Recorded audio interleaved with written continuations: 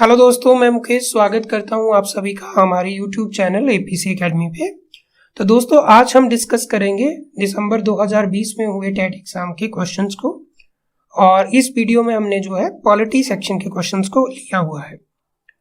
तो आज का पहला क्वेश्चन है कि किस मौलिक अधिकार को डॉक्टर BR अम्बेडकर ने भारतीय संविधान की आत्मा एवं हृदय कहा? तो इस क्वेश्चन के आंसर की अगर हम बात करें तो इस क्वेश्चन का आंसर है संवैधानिक उपचारों का अधिकार। तो संवैधानिक उपचारों का अधिकार जो आर्टिकल 32 में उल्लेखित है, उन्हें डॉक्टर BR अम्बेडकर ने जो है संविधान का आत्मा व हृदय कहा। उनके अनुसार ये वो अनुच्छेद है जिसके बिना संविधान जो है अर्थविहीन है। ये संविधान की आत्मा व हृदय है। आर्टिकल 32 की अगर हम बात करें तो इस अनुच्छेद के तहत जो है सभी व्यक्तियों का यह अधिकार होगा कि यदि उनके मौलिक अधिकारों का उल्लंघन होता है तो वो सीधे उच्चतम न्यायालय, इट मीन सुप्रीम कोर्ट या फिर हाई कोर्ट में जो है अपील कर सकते हैं। ठीक है, तो इस अनुच्छेद के तहत जो है हमारी जो न्यायपालिका है वो मूल अधिकारों के संरक्षक है। कई बार ये क्वेश्चन भी पूछा जाता है कि फंडामेंटल राइट का संरक्षक कौन है? तो फंडामेंटल राइट का संरक्षक माना गया है सुप्रीम कोर्ट को। साथ में आपने ये भी याद रखना है कि फंडामेंटल राइट के संरक्षण के लिए, प्रोटेक्शन के लिए जो है आर्टिकल 32 के तहत सुप्रीम कोर्ट को 5 प्रकार की रिट जारी करने का अधिकार दिया गया है। ठीक है, तो सुप्रीम कोर्ट मौलिक अधिकारों को संरक्षित करने के लिए, इंप्लीमेंट करने के लिए, लागू करने के लिए 5 तरह की रिट जारी कर सकता है। वहीं इस क्वेश्चन के आंसर की अगर हम बात करें तो हमसे ये पूछा गया था कि किस फंडामेंटल राइट को जो है डॉक्टर BR अम्बेडकर ने जो है वो संविधान की आत्मा व हृदय कहा। देन आंसर था संवैधानिक उपचारों का अधिकार। चलिए नेक्स्ट क्वेश्चन पे चलते हैं। तो नेक्स्ट क्वेश्चन है अनुच्छेद 368 का संबंध जो है वो किससे है? तो इस क्वेश्चन की अगर हम बात करें तो आर्टिकल 368 संबंधित है आपके संविधान संशोधन से। ठीक है, संविधान संशोधन प्रक्रिया से संबंधित है आर्टिकल 368। इस आर्टिकल की अगर हम बात करें तो ये आर्टिकल आता है भाग 20 में। ठीक है, और इसमें संविधान संशोधन प्रक्रिया का उल्लेख किया गया है कि संविधान में जो है संशोधन किस प्रक्रिया के माध्यम से किया जा सकता है। वही बात करें कि संविधान संशोधन प्रक्रिया जो है हमने किस देश के संविधान से ली है, तो इसे लिया है दक्षिण अफ्रीका के संविधान से। बात करें कि संविधान में संशोधन करने का अधिकार किसे है, तो भारतीय संविधान में संशोधन करने का अधिकार है भारतीय संसद को। संसद एक प्रस्ताव को पारित करके जो है संविधान में संशोधन कर सकती है। इस प्रस्ताव को संसद में 2/3 बहुमत से पारित करवाना अनिवार्य होगा। भारतीय संविधान की अगर हम बात करें तो 1950 से अभी तक अगर हम बात करें 2021 तक जो है 105 संविधान संशोधन हो चुके हैं। क्लियर? तो क्वेश्चन ये था हमारा कि आर्टिकल 368 का संबंध किससे है, तो इसका आंसर है संविधान संशोधन प्रक्रिया से। चलिए नेक्स्ट क्वेश्चन पे चलते हैं। नेक्स्ट क्वेश्चन है मौलिक अधिकारों को किस देश के संविधान से लिया गया है? हमारे फंडामेंटल राइट जो है वो किस देश के संविधान से अडॉप्ट किए गए हैं? ये क्वेश्चन बहुत बार पूछा जाता है और इसका राइट आंसर है अमेरिका। फंडामेंटल राइट जो है अमेरिका के बिल ऑफ राइट से अडॉप्ट किए गए हैं। वही बात करें फंडामेंटल राइट्स की, तो फंडामेंटल राइट जो है संविधान के भाग 3 में उल्लेखित हैं। आर्टिकल्स की बात करें तो भाग 3 एक्सटेंड होता है आर्टिकल 12 से लेके आर्टिकल 35 तक। भाग 3 को जो है भारत का मैग्ना कार्टा भी कहा गया है। ये भी याद रखें, एग्जाम में कई बार पूछा जाता है कि भारत का मैग्ना कार्टा क्या है। मौलिक अधिकारों की अगर हम बात करें तो वर्तमान में आपको जो 6 फंडामेंटल राइट जो है प्रोवाइड किए गए हैं। पहला अधिकार है समानता का अधिकार जो आर्टिकल 14 to 18 है। दूसरा अधिकार है स्वतंत्रता का अधिकार जो आर्टिकल 19 to 22 है। तीसरा अधिकार है शोषण के विरुद्ध अधिकार जो आर्टिकल 23 to 24 में है। नेक्स्ट है धर्म की स्वतंत्रता का अधिकार जो 25 से लेकर 28 है। फिर है संस्कृति एवं शिक्षा संबंधित अधिकार, और फाइनली है आपका छठा अधिकार संवैधानिक उपचारों का अधिकार जो आर्टिकल 32 को है, आर्टिकल 32 में है। और इसे डॉक्टर BR अम्बेडकर ने, जैसा कि हमने क्वेश्चन पढ़ा, डॉक्टर BR अम्बेडकर ने जो है इसे संविधान की आत्मा व हृदय भी कहा है। नेक्स्ट इससे संबंधित पॉइंट है कि मूलतः संविधान में संपत्ति का अधिकार भी शामिल था, जो आर्टिकल 31 में उल्लेखित था। ठीक है, संपत्ति का अधिकार स्टार्टिंग में आपका क्या था, मौलिक अधिकार था, परंतु इसे 44th अमेंडमेंट जो 1978 में हुआ था, 44वें संविधान संशोधन 1978 के द्वारा जो है इसे फंडामेंटल राइट की कैटेगरी से हटा दिया गया था और इसे आर्टिकल 300A में एक कानूनी अधिकार यानी लीगल राइट के रूप में रखा था। तो अभी जो है आपका संपत्ति का अधिकार जो है वो कानूनी अधिकार है, लीगल राइट है, वैधानिक अधिकार है और उसे आर्टिकल 300A में शामिल किया गया है। इससे पहले वो आर्टिकल 31 में था और इसे मौलिक अधिकार की श्रेणी से कब हटाया गया, 1978 में। कौन से संविधान संशोधन, 44वें संविधान संशोधन के तहत। वहीं क्वेश्चन की अगर हम बात करें तो हमसे क्वेश्चन ये पूछा गया था कि मौलिक अधिकारों को किस देश के संविधान से अडॉप्ट किया गया है और इसका राइट आंसर मैंने बताया, अमेरिका। चलिए नेक्स्ट क्वेश्चन पे चलते हैं।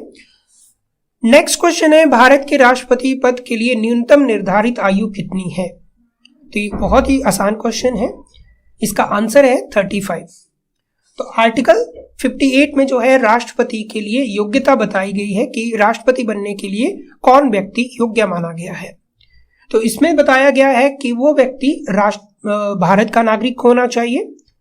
ठीक है, दूसरी बात, उसकी न्यूनतम आयु जो है 35 वर्ष होनी चाहिए, वो 35 वर्ष कंप्लीट कर चुका हो। और तीसरी बात यह है कि वो लोकसभा का सदस्य बनने योग्य हो। ठीक है, लोकसभा का सदस्य बनने के लिए जो योग्यताएं हैं वो पूरी करता हो। साथ में आपने ये 2 पॉइंट भी याद रखने हैं कि राष्ट्रपति के नामांकन के लिए, उम्मीदवारी के नामांकन के लिए उम्मीदवार को 50 प्रस्तावक और 50 अनुमोदक की आवश्यकता होगी। राष्ट्रपति के नामांकन के लिए नामांकन पत्र पे जो है 50 प्रस्तावक और 50 अनुमोदक के हस्ताक्षर होने अनिवार्य हैं। ये 100 सदस्य जो है 50-50 ये निर्वाचन मंडल के सदस्य होने चाहिए। निर्वाचन मंडल बोले तो जो राष्ट्रपति को निर्वाचित करता है। यहां लिखा है कि राष्ट्रपति पद के लिए उम्मीदवार का नाम कम से कम 50 मतदाताओं के द्वारा प्रस्तावित और 50 मतदाताओं के द्वारा अनुमोदित होना चाहिए। मतदाता मीन्स जो राष्ट्रपति के लिए अपने मत का इस्तेमाल करेंगे। तो याद रखिएगा कि राष्ट्रपति के चुनाव के लिए 50 प्रस्तावक और 50 अनुमोदक की आवश्यकता होती है। नेक्स्ट पॉइंट ये है कि राष्ट्रपति के लिए जमानत राशि कितनी निर्धारित की गई है। राष्ट्रपति के चुनाव के लिए जमानत राशि कितनी है, 15,000 रुपए। और किस व्यक्ति की जमानत जब्त हो जाएगी, यदि कोई प्रत्याशी जो है टोटल वैलिड वोट का 1/6 लेने में असमर्थ रहता है तो उसकी जमानत राशि जब्त कर ली जाती है। चलिए, हमारा क्वेश्चन ये था कि राष्ट्रपति बनने के लिए जो है न्यूनतम आयु कितनी होनी चाहिए, तो आंसर था 35 ईयर। नेक्स्ट क्वेश्चन है कि संविधान का परिचय देती है या देता है, तो निम्न में से कौन सा ऐसा प्रावधान है जो भारतीय संविधान का परिचय देता है। तो आपको ये पता होगा कि प्रस्तावना जो है वो संविधान का परिचय पत्र है। ठीक है, तो प्रस्तावना हमारे संविधान का परिचय देती है। प्रस्तावना बोले तो प्रियम्बल। चलिएगा, इससे जुड़े हुए संबंध जो की पॉइंट्स हैं वो क्या है। संविधान के विशेषज्ञ N.A. पालकीवाला, याद रखेंगे नाम, N.A. पालकीवाला ने जो है प्रस्तावना को परिचय पत्र का नाम दिया है। तो प्रस्तावना को परिचय पत्र किसने कहा है, N.N. पालकीवाला ने। ठीक है, परिचय पत्र बोले तो आइडेंटिटी कार्ड। दूसरा पॉइंट है अल्लादी कृष्णा स्वामी अय्यर। अल्लादी कृष्णा स्वामी अय्यर ने संविधान की प्रस्तावना को दीर्घकालीन सपनों का विचार कहा है। यानी उनके अनुसार उन्होंने ये कहा है कि प्रस्तावना में जो भारत को दिखाया गया है, इस भारत का सपना हम लंबे समय से देख रहे थे। तो ये हमारे लंबे समय के सपनों का विचार है, दीर्घकालीन सपनों का विचार है। वहीं बात करें तो प्रस्तावना जो है भारत को जो है इंट्रोड्यूस कराती है। ये बताती है कि भारत एक जो है समाजवादी, धर्मनिरपेक्ष, लोकतांत्रिक, गणतांत्रिक राज्य है। भारत जो है एक socialist, secular, democratic Republic country है। ठीक है, ये इंडिया को इंट्रोड्यूस भी कराती है। नेक्स्ट इससे जरूरी पॉइंट है कि 42वें संविधान संशोधन अधिनियम के तहत जो 1976 में हुआ था, उसके तहत प्रस्तावना में 3 नए शब्द जोड़े गए थे। ये वर्ड थे समाजवादी, धर्मनिरपेक्ष और अखंडता। इन 3 शब्दों को प्रस्तावना में 42nd अमेंडमेंट एक्ट के तहत जोड़ा गया था। मूलतः ये शब्द संविधान की प्रस्तावना में शामिल नहीं थे। चलिए, हमारा क्वेश्चन ये था कि संविधान का परिचय कौन देता है। तो प्रियम्बल जो है, प्रस्तावना जो है, वो संविधान का परिचय देती है। जैसा कि मैंने बताया, NN पालकीवाला ने जो है इसे परिचय पत्र का नाम दिया है। नेक्स्ट क्वेश्चन है, नगर निगम और पंचायत के चुनाव कौन करवाता है। तो आपके म्युनिसिपैलिटी और पंचायत के इलेक्शंस कौन कंडक्ट करवाता है। तो इसका राइट आंसर रहेगा स्टेट इलेक्शन कमीशन, राज्य निर्वाचन आयोग। ठीक है, तो राज्य निर्वाचन आयोग जो है आपके पंचायत और नगरपालिका के चुनाव को कंडक्ट करवाते हैं। वही स्टेट इलेक्शन कमीशन से जुड़े हुए पॉइंट्स। तो स्टेट इलेक्शन कमीशन जो है वो राज्य के स्थानीय निकायों का चुनाव कराते हैं और इसका उल्लेख आर्टिकल 243 के क्लाउज 1 में है। ठीक है, इसमें बताया गया है कि स्टेट इलेक्शन कमीशन जो है वो आपके स्थानीय स्वशासन संस्थाओं के चुनाव को कंडक्ट करवाएंगे। वही नगरपालिका से संबंधित आर्टिकल है आर्टिकल 243ZA। ओके, चलिएगा। नेक्स्ट क्वेश्चन है, भारतीय संविधान की धारा 17 से क्या अभिप्राय है। धारा 17 मीन्स अनुच्छेद 17। अनुच्छेद 17 जो है वो किससे संबंधित है। तो इसका राइट आंसर है छुआछूत समाप्त कर दिया गया है, छुआछूत का चलन वर्जित है और छुआछूत का व्यवहार एक अपराध है। तो इसका राइट आंसर होगा उपरोक्त सभी। ये सारी ही बातें जो है अनुच्छेद 17 के तहत आती हैं। चलिए, आर्टिकल 17 की अगर हम बात करें तो ये बात करता है कि अस्पृश्यता यानी छुआछूत को समाप्त कर दिया गया है और इसका कोई भी उन्मूलन जो है वो दंडनीय अपराध होगा। ठीक है, इस आर्टिकल को इंप्लीमेंट करने के लिए संसद ने जो है कानून बनाया, सिविल अधिकार संरक्षण अधिनियम 1955। 1976 में इस कानून का नाम बदल दिया गया और इसका भी नाम है सिविल अधिकार संरक्षण अधिनियम। इस अधिनियम के तहत अस्पृश्यता जो है एक दंडनीय अपराध है। ये दंडनीय अपराध की श्रेणी में आता है। यदि कोई व्यक्ति इसका उन्मूलन करता है तो ये दंडनीय अपराध के दायरे में आएगा। चलिएगा, नेक्स्ट क्वेश्चन पे चलते हैं। नेक्स्ट क्वेश्चन है, वित्त आयोग का गठन भारतीय संविधान के किस अनुच्छेद के अंतर्गत किया जाता है। तो हमारा जो सेंट्रल फाइनेंस कमीशन है उसका गठन किस आर्टिकल के अंडर होता है। तो इसका राइट आंसर है आर्टिकल 280। आर्टिकल 280 के अंडर जो है हमारे राष्ट्रपति जो है प्रति 5 वर्षों के लिए वित्त आयोग का गठन करते हैं। तो मैंने बताया कि आर्टिकल 280 क्लाउज 1 के अंतर्गत राष्ट्रपति आवश्यक समझें तो वित्त आयोग का गठन किया जाएगा। वर्तमान में 15वां वित्त आयोग चला है और इसका गठन 2017 में हुआ है और इसके अध्यक्ष हैं नंद किशोर सिंह। ठीक है, याद रखेंगे 15वें वित्त आयोग के अध्यक्ष कौन है, नंद किशोर सिंह। ओके, चलिएगा नेक्स्ट क्वेश्चन पे चलते हैं। तो नेक्स्ट क्वेश्चन है, संविधान का कौन सा संशोधन अधिनियम एक मिनी संविधान के नाम से जाना जाता है। इसे मिनी संविधान कह लीजिए या फिर लघु संविधान कह लीजिए। कौन सा संविधान संशोधन लघु संविधान या मिनी संविधान कहलाया। तो ये था 42वां संविधान संशोधन। ठीक है, तो 42वां संविधान संशोधन की बात करें तो ये बहुत ही महत्वपूर्ण संशोधन है। तो इस संविधान संशोधन में एक ही साथ काफी कुछ चेंजेस किए गए थे संविधान में, तो इसलिए इसे मिनी संविधान भी कहा गया है।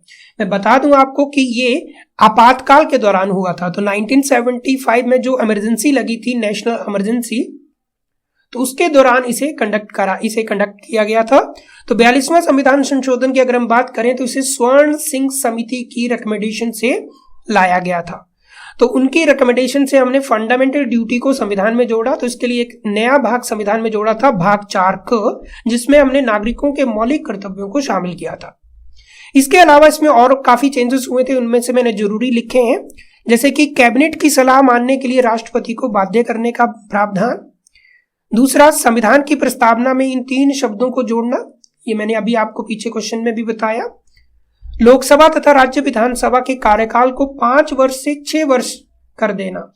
तो लोकसभा का जो कार्यकाल है जो 5 वर्ष का होता था उसे 6 वर्ष कर दिया गया और साथ में विधानसभा का भी। दूसरा है कि संसद एवं राज्य विधानसभाओं में कोरम व्यवस्था को समाप्त करना। भाई कोरम व्यवस्था होती है, इसे हिंदी में कहते हैं गणपूर्ति। कोरम। देखिएगा, संसद की किसी भी बैठक के लिए एक मिनिमम सदस्यों का उपस्थित होना अनिवार्य होता है, उसे कोरम कहते हैं। जब भी संसद की कोई बैठक होती है तो मिनिमम सदस्यों का रिक्वायरमेंट होती है। बोला गया है कि संसद के, अगर हम बात करें लोकसभा की, तो लोकसभा की बैठक के लिए कुल सदस्यों का 1/10 सदस्य सदन में आने चाहिए, उपस्थित होने चाहिए, तभी सदन की कार्यवाही होगी। वहीं राज्यसभा की बैठक के लिए भी 1/10 सदस्य जो है, राज्यसभा के कुल सदस्यों का 1/10 सदस्य सदन में उपस्थित होने चाहिए, तभी सदन की कार्यवाही आरंभ होगी। तो इसे कहा गया है गणपूर्ति, इंग्लिश में से कहते हैं कोरम। तो 42वें संविधान संशोधन के तहत इस कोरम व्यवस्था को समाप्त कर दिया गया था। ओके, तो हाँ, क्वेश्चन ये था कि मिनी संविधान के नाम से किस संविधान संशोधन को जाना जाता है, तो ये है 42वां संविधान संशोधन जो 1976 में हुआ था। नेक्स्ट क्वेश्चन पे चलते हैं। तो नेक्स्ट क्वेश्चन है कि भारत में संसद के संयुक्त अधिवेशन की अध्यक्षता कौन करता है। ये क्वेश्चन सुपर इंपॉर्टेंट है और ये बहुत बार एग्जाम में देखने को मिला है। तो ज्वाइंट सेशन की अध्यक्षता करते हैं लोकसभा के अध्यक्ष। वहीं मैं बात कर दूं राष्ट्रपति और उपराष्ट्रपति की, तो राष्ट्रपति और उपराष्ट्रपति किसी भी कंडीशन में जो है इनकी अध्यक्षता नहीं कर सकते हैं। संसद के ज्वाइंट सेशन की अध्यक्षता कौन करेंगे? लोकसभा के अध्यक्ष। चलिए, अगर हम बात करें ज्वाइंट सेशन की, तो संयुक्त अधिवेशन कौन बुलवाते हैं? संसद का जो संयुक्त अधिवेशन है वो राष्ट्रपति के द्वारा बुलवाया जाता है। ठीक है, और इसकी अध्यक्षता करते हैं आपके लोकसभा के अध्यक्ष, और उनकी अनुपस्थिति में लोकसभा के उपाध्यक्ष करेंगे। अगर वो भी अनुपस्थित हो तो फिर राज्यसभा के उपाध्यक्ष करेंगे। ठीक है, अगर भारत के संसदीय इतिहास में देखा जाए तो संयुक्त बैठक जो है वो 3 बार बुलवाई जा चुकी है, और इसका उल्लेख है आर्टिकल 108 में। चलिए, और कई बार यह भी पूछा जाता है कि संयुक्त अधिवेशन किस देश के संविधान से ली है, तो ये ली है ऑस्ट्रेलिया के संविधान से। नेक्स्ट क्वेश्चन है 44वें संविधान संशोधन के द्वारा किस अधिकार को मौलिक अधिकार की सूची से हटाया गया। हालांकि इसके बारे में मैंने अभी थोड़ी देर पहले भी आपको एक क्वेश्चन में बताया। 44th अमेंडमेंट के तहत जो है आपका संपत्ति का अधिकार जो है हटा दिया गया था। ठीक है, तो इसका राइट आंसर है संपत्ति का अधिकार। संपत्ति का अधिकार जो है अनुच्छेद 31 में उल्लेखित था। इसे 44th अमेंडमेंट 1978 के तहत जो है हटा दिया गया था और उसे कानूनी अधिकार के रूप में आर्टिकल 300A में शामिल किया गया था। तो वर्तमान में यह हमारा एक वैधानिक अधिकार है। नेक्स्ट क्वेश्चन है बलवंत राय मेहता समिति का संबंध निम्न में से किससे है। तो बलवंत राय मेहता समिति का संबंध जो है पंचायती राज व्यवस्था से है। ठीक है, तो इन्होंने पंचायती राज व्यवस्था के 3 स्तर हमें दिए थे। बलवंत राय मेहता समिति का गठन जो है वो 1956 में किया गया था। ठीक है, और इन्होंने पंचायती राज व्यवस्था के 3 स्तर जो है रेकमेंड किए थे। ये 3 स्तर हैं, ग्रामीण स्तर पे ग्राम पंचायत,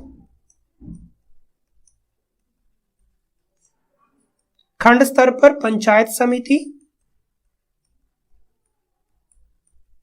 और जिला स्तर पर जिला परिषद। क्लियर? इनकी सिफारिशों को 1 अप्रैल 1958 में इंप्लीमेंट किया गया था। चलिए, नेक्स्ट है भारतीय राष्ट्रीय ध्वज कब अपनाया गया। भारतीय झंडे को संविधान सभा के द्वारा कब अडॉप्ट किया गया था। तो इसे अडॉप्ट किया गया था 22 जुलाई 1947 को। इसका राइट आंसर है बी ऑप्शन, 22 जुलाई 1947।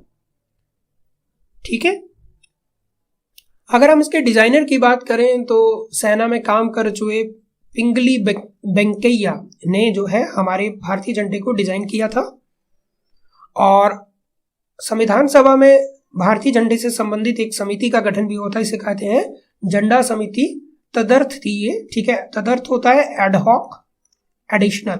एक झंडा समिति थी जिसके जेबी कृपलानी अध्यक्ष थे, और एक तदर्थ समिति थी झंडे पे, उसके अध्यक्ष थे डॉक्टर राजेंद्र प्रसाद।